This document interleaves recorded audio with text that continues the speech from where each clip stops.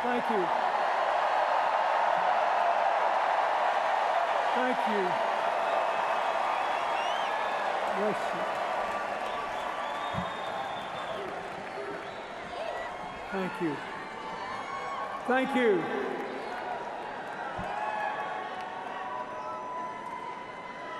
In the spring of 1971, I met a girl.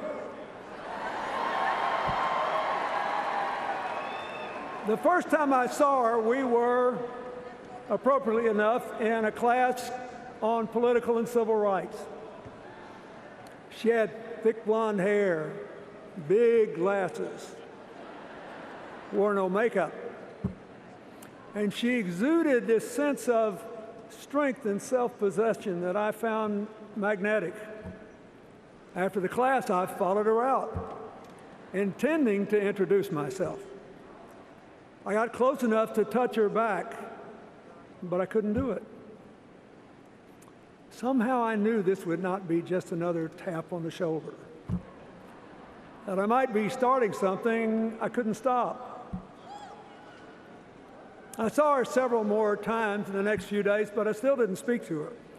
Then one night, I was in the law library talking to a classmate who wanted me to join the Yale Law Journal. He said it would guarantee me a job in a big firm or a clerkship with a federal judge.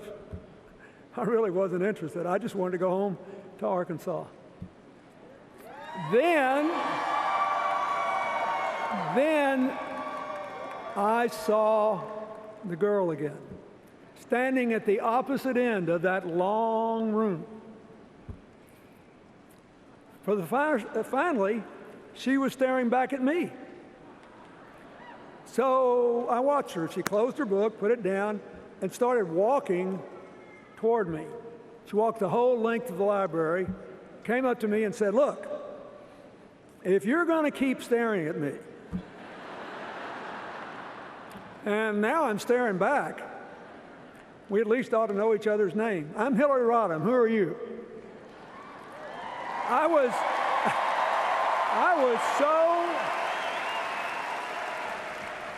was so impressed and surprised that, whether you believe it or not, momentarily I was speechless. Finally, I sort of blurted out my name, and we exchanged a few words, and then she went away. Well, I didn't join the law review, but I did leave that library with a whole new goal in mind. A couple days later, I saw her again. I remember she was wearing a long, white, flowery skirt. And I went up to her, and she said she was going to register for classes for the next term. I said I'd go too. And we stood in line and talked. You had to do that to register back then. And I thought I was doing pretty well, till we got to the front of the line, and the registrar looked up and said, "Bill, what are you doing here? You registered this morning." I turned red, and she laughed, that big laugh of hers. And I thought, well, heck, since my cover's been blown, I just went ahead and asked her to take a walk down to the art museum. We've been walking and talking and laughing together ever since. And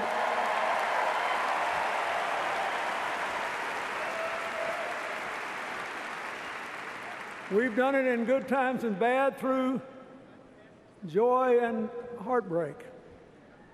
We cried together this morning on the news that our good friend, and a lot of your good friend, Mark Weiner, passed away early this morning. We built up a lifetime of memories.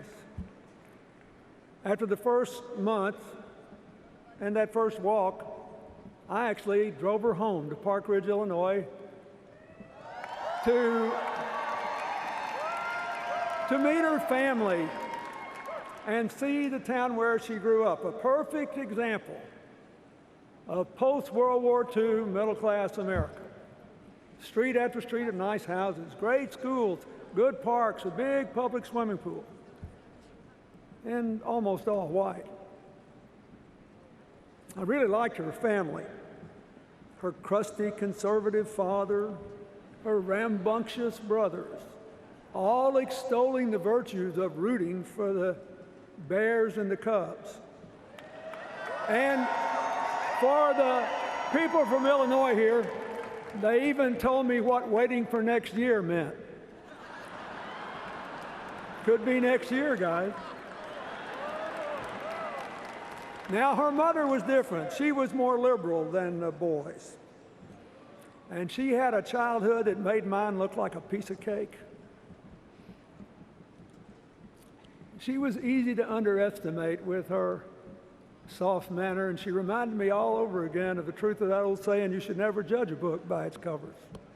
Knowing her was one of the greatest gifts Hillary ever gave me.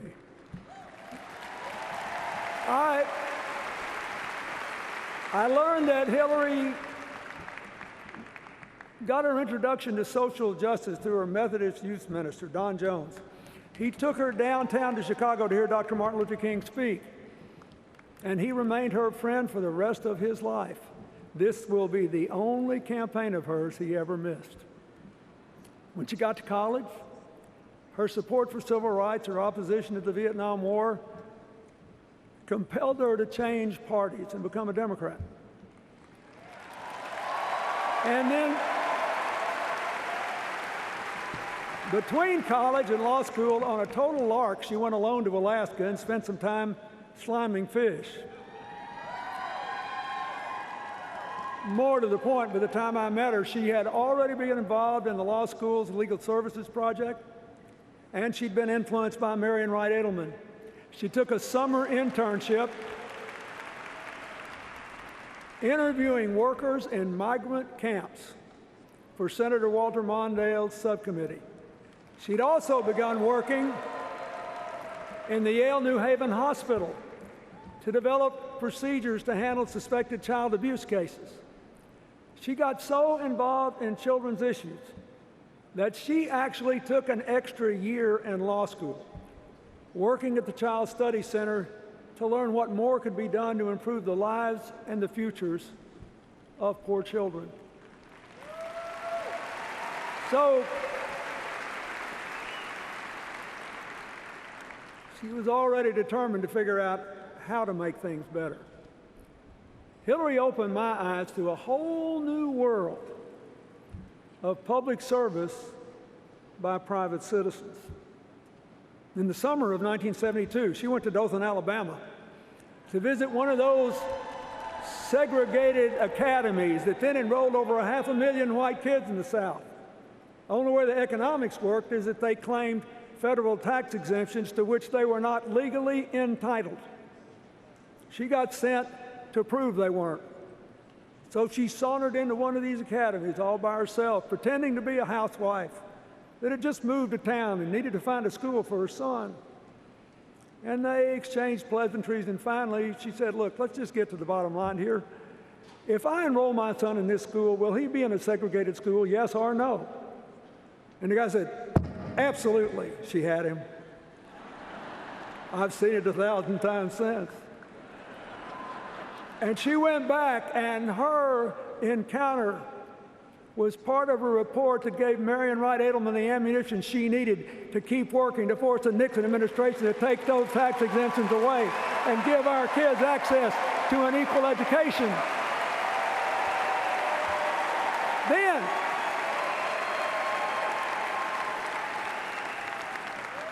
Then she went down to South Texas, where she met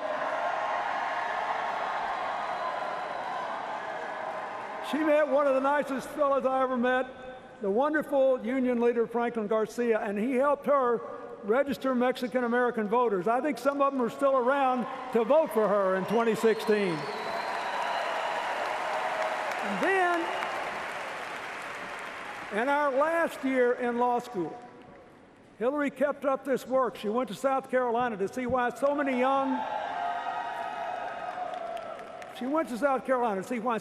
African-American boys, I mean young teenagers, were being jailed for years with adults in men's prisons.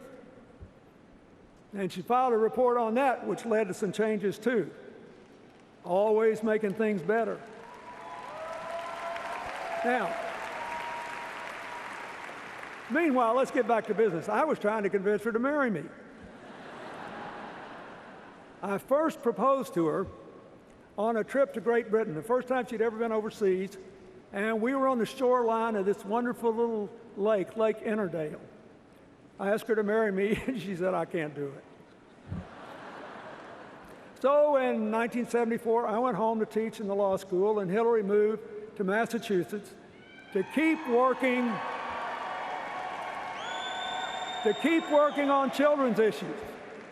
This time, trying to figure out why so many kids counted in the census weren't enrolled in school. She found one of them sitting alone on her porch in a wheelchair. Once more, she filed a report about these kids, and that helped influence ultimately the Congress to adopt the proposition that children with disabilities, physical or otherwise, should have equal access to public education.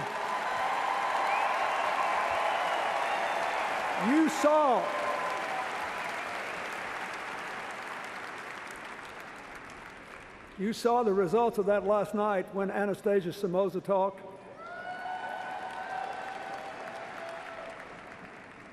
She never made fun of people with disabilities. She tried to empower them based on their abilities.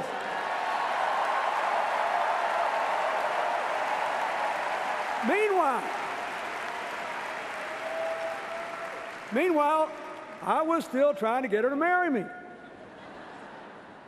So the second time I asked, I tried a different tack. I said, I really want you to marry me, but you shouldn't do it.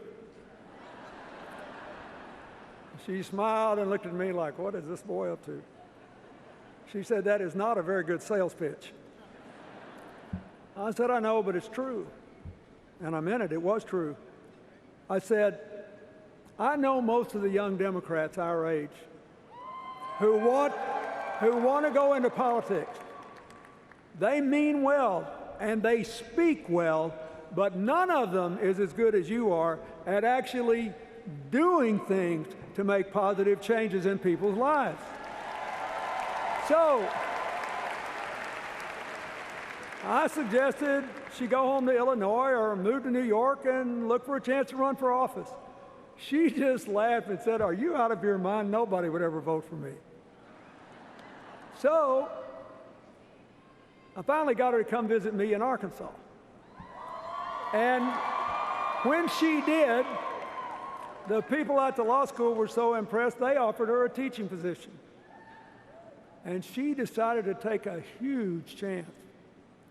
She moved to a strange place, more rural, more culturally conservative than any place she'd ever been, where she knew good and well people would wonder what in the world she was like and whether they could or should accept her. Didn't take them long to find out what she was like. She loved her teaching, and she got frustrated when one of her students said, well, what do you expect? I'm just from Arkansas. She said, don't tell me that. You're as smart as anybody. You just got to believe in yourself and work for it and set high goals. She believed that anybody could make it. She also started the first legal aid clinic in Northwest Arkansas, providing legal aid services to poor people who couldn't pay for them. One day, I was driving her to the airport to fly back to Chicago when we passed this little brick house that had a for sale sign on it. And she said, boy, that's a pretty house. It had 1,100 square feet, an attic fan and no air conditioner in hot Arkansas, and a screened-in porch. Hillary commented on what a uniquely designed and beautiful house it was. So I took a big chance. I bought the house. My mortgage was $175 a month. When she came back, I picked her up and I said, you remember that house you liked? She said, yeah. I said, while you were gone, I bought it. You have to marry me now. The third time was the charm.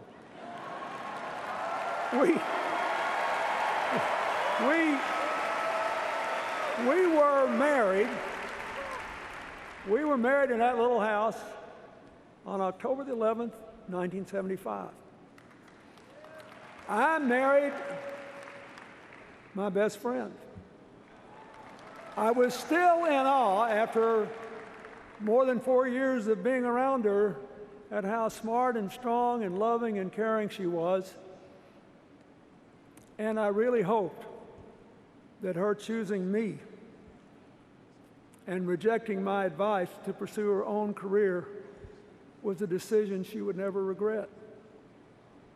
A little over a year later, we moved to Little Rock when I became Attorney General, and she joined the oldest law firm west of the Mississippi. Soon after, she started a group called the Arkansas Advocates for Families and Children. It's a group, as you can hear, is still active today. In 1979, just after I became governor, I asked Hillary to chair a rural health committee to help expand health care to isolated farm and mountain areas. They recommended to do that partly by deploying trained nurse practitioners in places with no doctors to provide primary care they were trained to provide. It was a big deal then, highly controversial and very important. And I got the feeling that what she did for the rest of her life, she was doing there. She just went out and figured out what needed to be done and what made the most sense and what would help the most people. And then if it was controversial, she just tried to persuade people it was the right thing to do. It wasn't the only big thing that happened that spring, my first year as governor. We found out we were going to be parents. And time passed. On February 27th, 1980, 15 minutes after I got home from the National Governors Conference in Washington, Hillary's water broke, and off we went to the hospital. Chelsea was born just before midnight. And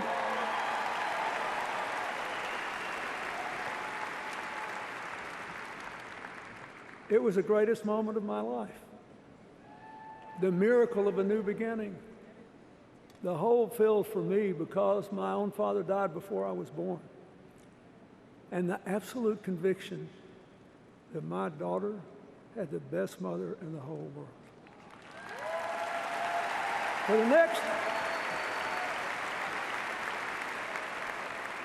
For the next 17 years, through nursery school, Montessori, kindergarten, through t-ball, softball, soccer, volleyball, and her passion for ballet, through sleepovers, summer camps, family vacations, and Chelsea's own very ambitious excursions, from Halloween parties in the neighborhood to a Viennese waltz gala in the White House.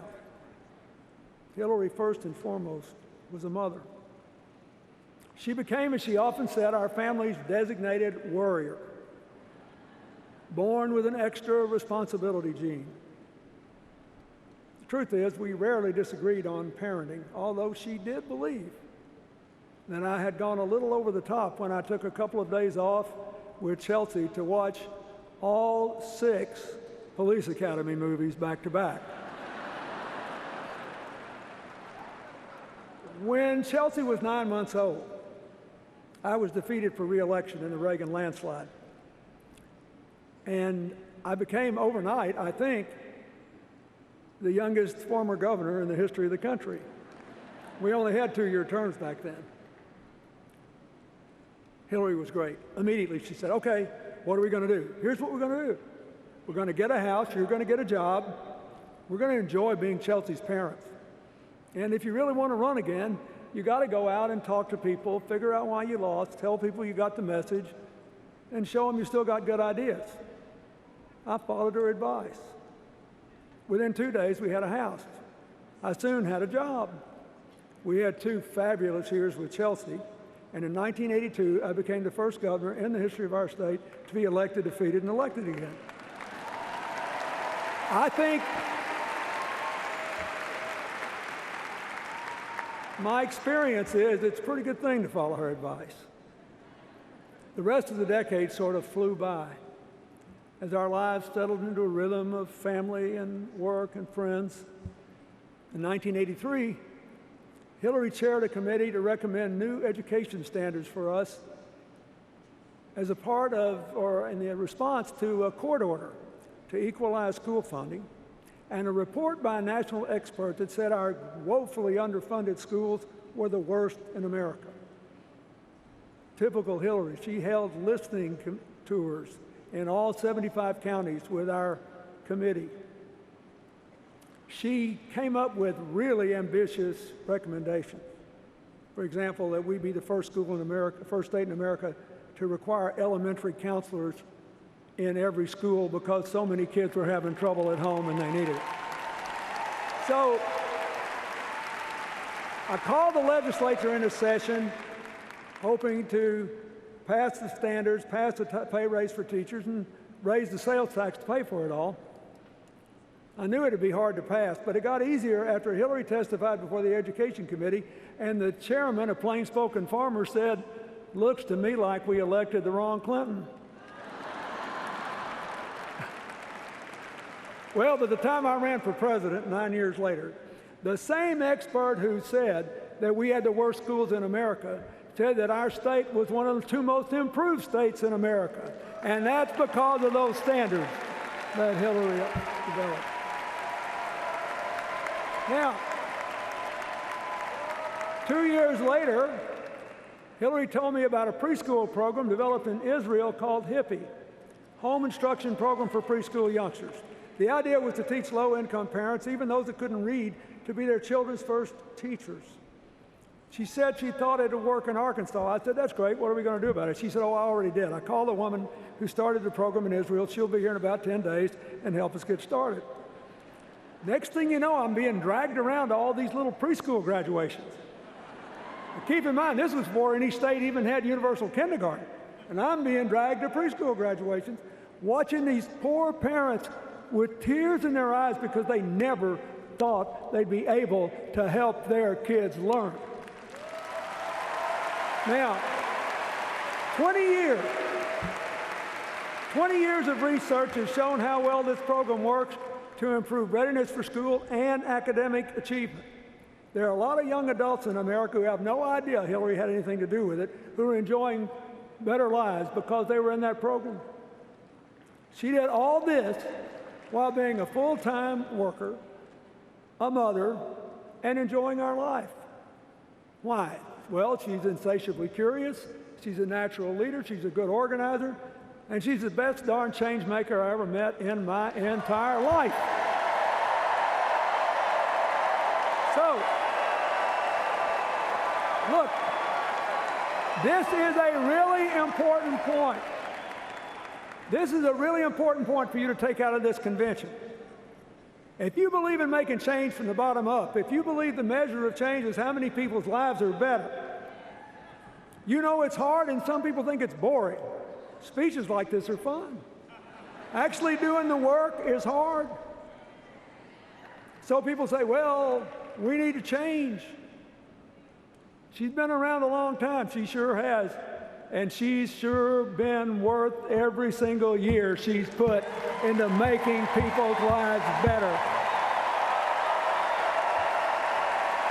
I can tell you this.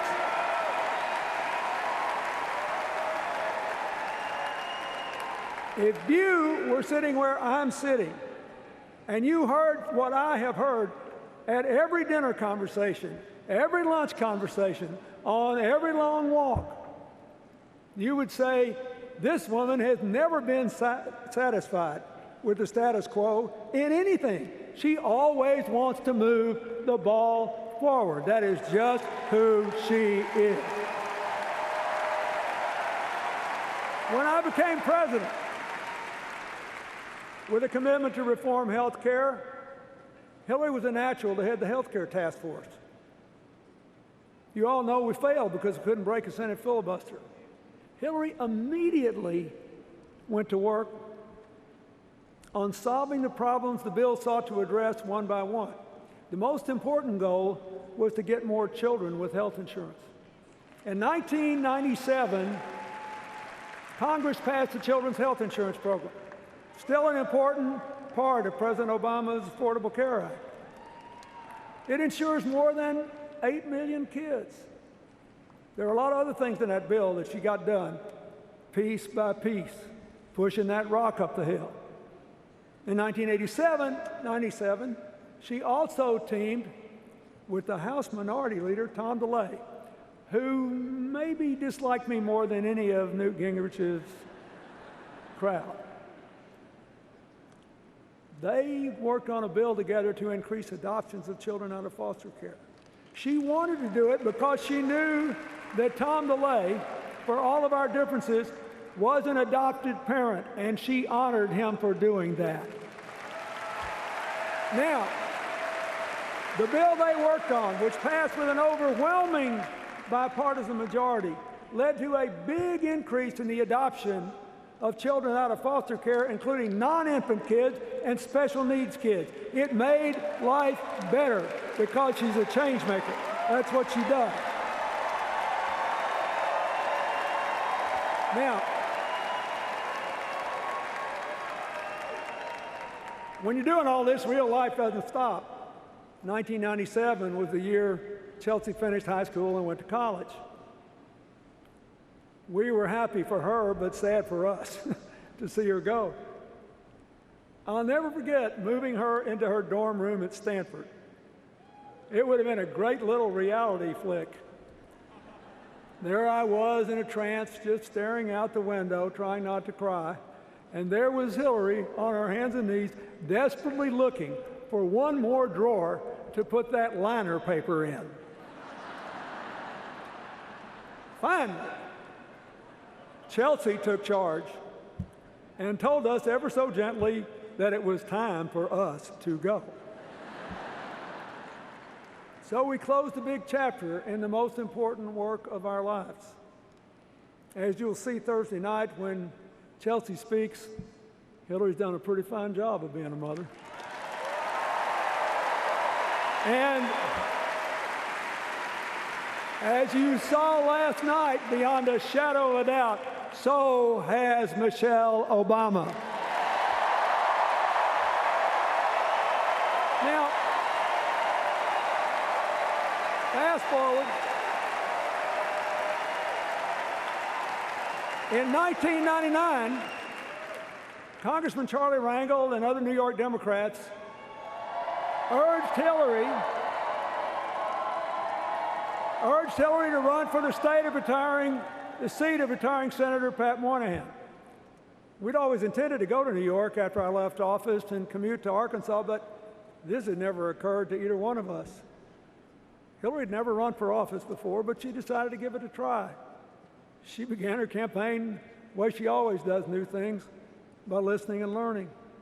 And after a tough battle, New York elected her to the seat once held by another outsider, Robert Kennedy. And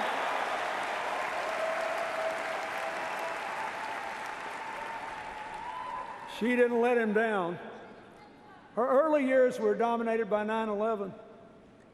By working to fund the recovery, then monitoring the health of and providing compensation to victims and first and second responders.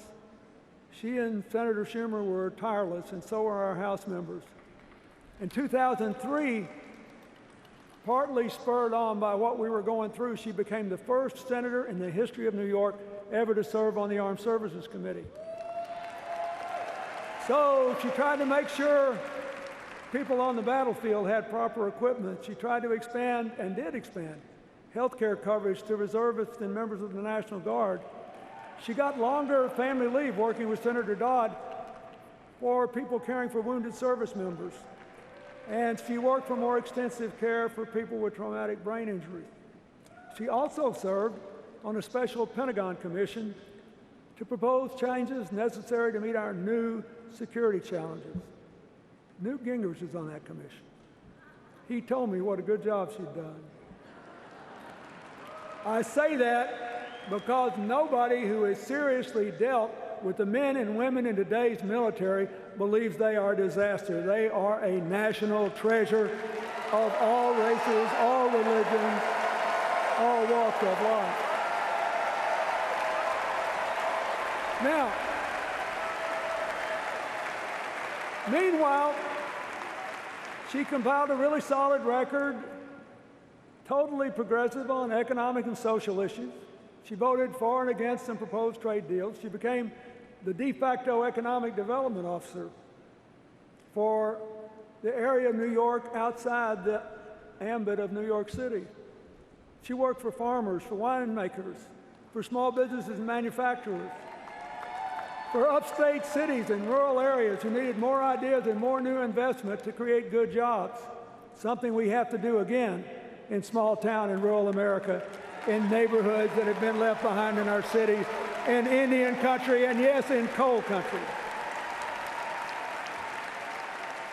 When she lost a hard-fought contest to President Obama in 2008, she worked for his election hard, but she hesitated to say yes when he asked her to join his cabinet because she so loved being a senator from New York.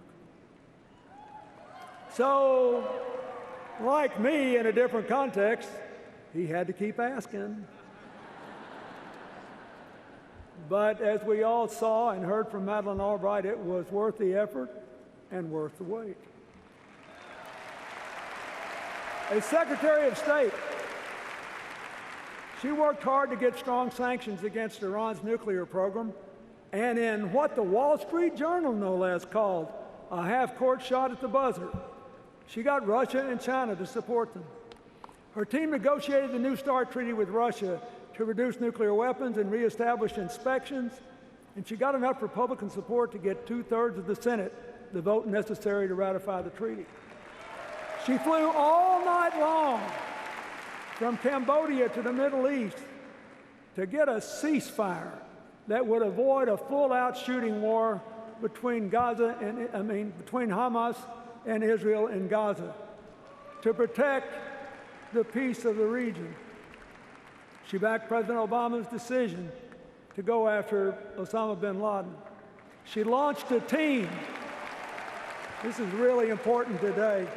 She launched a team to fight back against terrorists online and built a new global counterterrorism effort.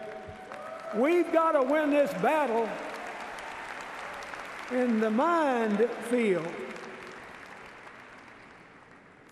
She put climate change at the center of our foreign policy. She negotiated the first agreement ever, where China and India officially committed to reduce their emissions. And as she had been doing since she went to Beijing in 1995 and said women's rights are human rights and human rights are women's rights, she worked to empower women and girls around the world and to make the same exact declaration on behalf of the LGBT community in America and around the world. And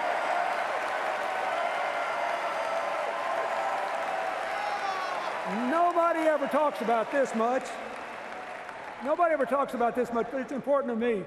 She tripled the number of people with AIDS in poor countries whose lives are being saved with your tax dollars, most of them in Africa, going from 1.7 million lives to 5.1 million lives, and it didn't cost you any more money. She just bought available, FDA-approved generic drugs, something we need to do for the American people more. Now, you don't know any of these people. You don't know any of those 3.4 million people, but I'll guarantee you they know you. They know you because they see you as thinking their lives matter. They know you. And that's one reason the approval of the United States was 20 points higher when she left the Secretary of State's office than when she took it. Now, how does this square? How does this square with the things that you heard at the Republican convention? What's the difference in what I told you and what they said? How do you square it? You can't. One is real, the other is made up.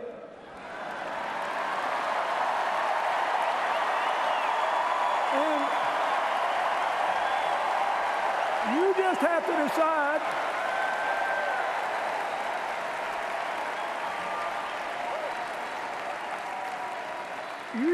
decide which is which, my fellow Americans. The real one had done more positive change-making before she was 30 than many public officials do in a lifetime in office. The real one, if you saw her friend Betsy Eveling vote for Illinois today, has friends from childhood through Arkansas, where she has not lived in more than 20 years, who have gone all across America at their own expense to fight for the person they know. The real one has earned the loyalty, the respect, and the fervent support of people who have worked with her in every stage of her life, including leaders around the world who know her to be able, straightforward, and completely trustworthy. The real one calls you when you're sick, when your kid's in trouble, or when there's a death in the family. The real one repeatedly drew praise from prominent Republicans when she was a senator and Secretary of State. So what's up with this? Well, if you win elections on the theory that government is always bad and will mess up a two-car parade, a real change maker represents a real threat. So,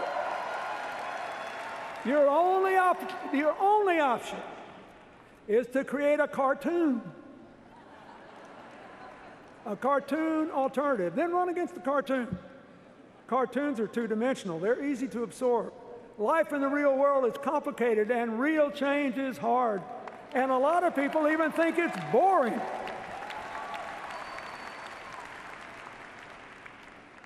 Good for you, because earlier today, you nominated the real one.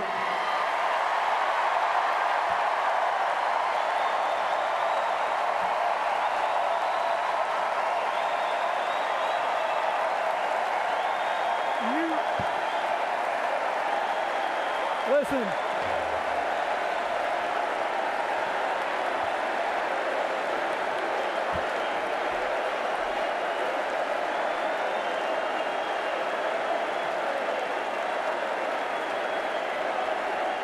We got to get back on schedule. You guys calm down. Look, I have lived a long, full, blessed life. It really took off when I met and fell in love with that girl in the spring of 1971. When I was president, I worked hard to give you more peace and shared prosperity, to give you an America where nobody is invisible or counted out. But for this time, Hillary is uniquely qualified to seize the opportunities and reduce the risk we face. And she is still the best darn change maker I have ever known.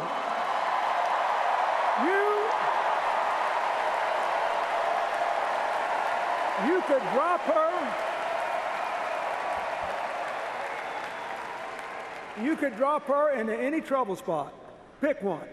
Come back in a month, and somehow, some way, she will have made it better. That is just who she is. There are clear, achievable, affordable responses to our challenges. But we won't get to them if America makes the wrong choice in this election. That's why you should elect her. And you should elect her because she'll never quit when the going gets tough. She'll never quit on you. She sent me in this primary to West Virginia, where she knew we were going to lose, to look those coal miners in the eye and say, I'm down here because Hillary sent me to tell you that if you really think you can get the economy back you had 50 years ago, have at it, go wherever you want to. But if she wins, she is coming back for you to take you along on the ride to America's future. And so I say to you,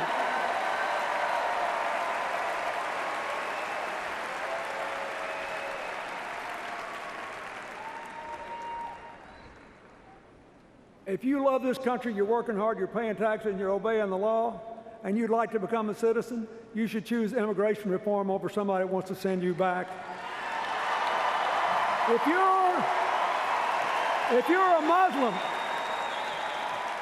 you're a Muslim and you love America and freedom and you hate terror, stay here and help us win and make the future together. We want you.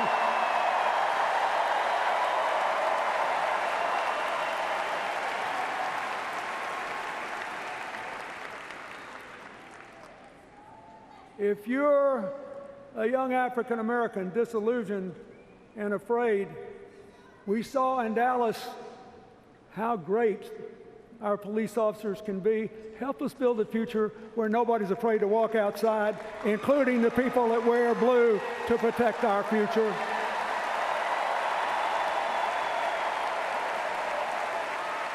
Hillary will make us stronger together.